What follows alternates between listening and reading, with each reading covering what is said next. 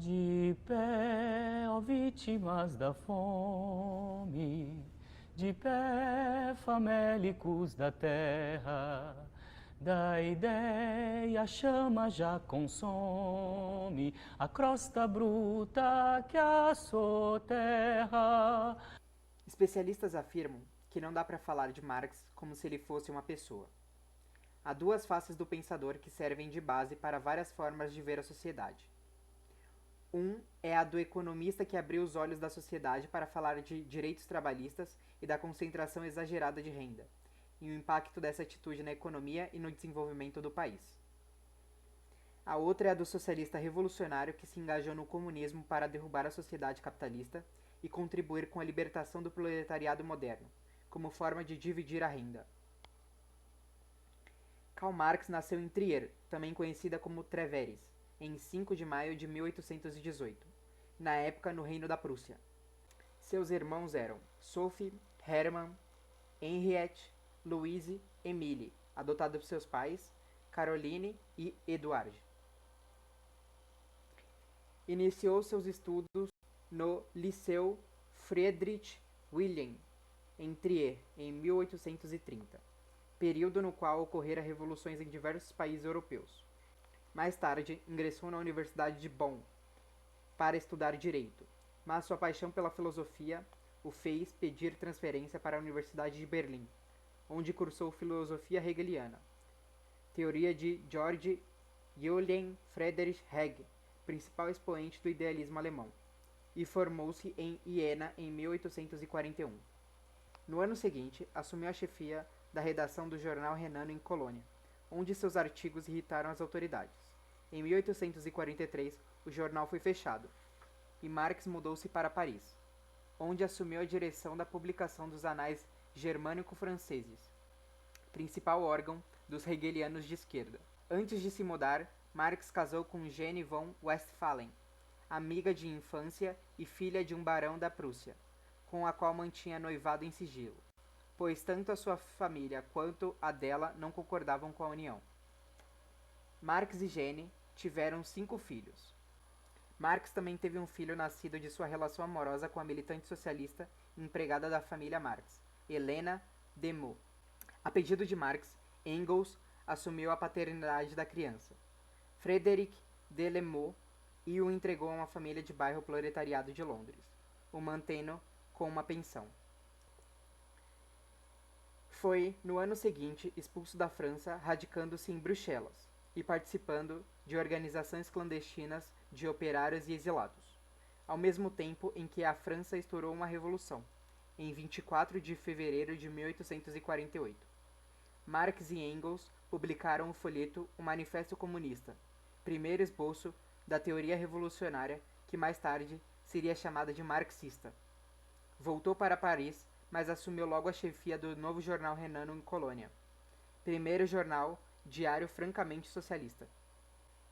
Depois da derrota de todos os movimentos revolucionários na Europa e o fechamento do jornal, cujos redatores foram denunciados e processados, Marx foi para Paris e daí foi expulso para Londres, onde fixou sua residência. Em Londres, dedicou-se a estudar com bastante ênfase aspectos econômicos e históricos, sendo frequentador assíduo da sala de leituras do British Museum. Escrevia artigos para jornais norte-americanos sobre política exterior, mas ganhava muito pouco, o que fazia viver em situação precária. Foi generosamente ajudado por Engels, que vivia em Manchester em boas condições financeiras. Em 1864, Marx foi um dos fundadores da Associação Internacional dos Operários, depois chamada Primeira Internacional, assumindo um papel importante na direção da entidade. Em 1867, publicou o primeiro volume de sua obra principal, O Capital. Dentro da Primeira Internacional, Marx encontrou a oposição tenaz dos anarquistas, liderados por Bakunin, e em 1872, Congresso de Haia, a associação foi praticamente dissolvida. Em compensação, Marx podia patrocinar a fundação, em 1875, do Partido Social Democrático Alemão, que foi, porém, logo depois proibido. Não viveu bastante para assistir às vitórias eleitorais deste partido e de outros agrupamentos socialistas da Europa. A morte de sua mulher em dezembro de 1881 deixou Marx muito deprimido e acentuou problemas de saúde que ele tinha suportado por toda a vida, que o levaram à morte em 14 de março de 1883. Foi enterrado na condição de apátrida, no cemitério de Highgate, em Londres. Como consequência, Marx foi o homem mais odiado e mais caluniado de seu tempo. Tudo isso ele punha de lado, como se fossem teias de aranha, não tomando conhecimento, só respondendo quando a necessidade extrema o compelia a tal. Em 1954, o Partido Comunista Britânico construiu uma lápide com o busto de Marx. Na lápide encontram-se inscritos o parágrafo final do Manifesto Comunista: proletariados de todos os países, univos. Na Alemanha, sua teoria foi ignorada até que, em 1879, quando um alemão estudioso de economia política, Adolf Wagner, comentou o trabalho de Marx. Nos primeiros anos após a morte de Marx, sua teoria obteve crescente influência intelectual e política sobre os movimentos operários.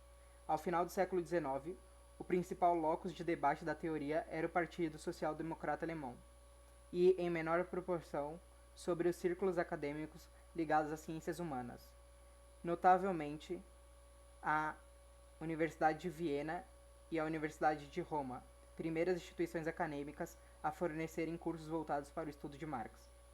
As principais obras de Marx são A Guerra Civil na França, de 1871, A Ideologia Alemã, de 1845, A Miséria da Filosofia, A Questão Judaica, de 1843, A Santa Família, As Lutas de Classe na França, Crítica da Filosofia do Direito de Hegel, Diferença entre a Filosofia da Natureza de Demócrito e a de Epicuro, tese de doutorado de 1841, Introdução à Crítica da Economia Política, de 1857, Manifesto do Partido Comunista, de 1848, Manuscrito Econômico Político, de 1844, O Capital,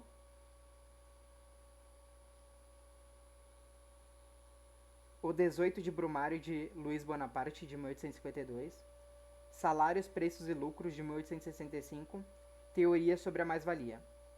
Bem unidos façamos nossa luta final, uma terra sem anos, a internacional.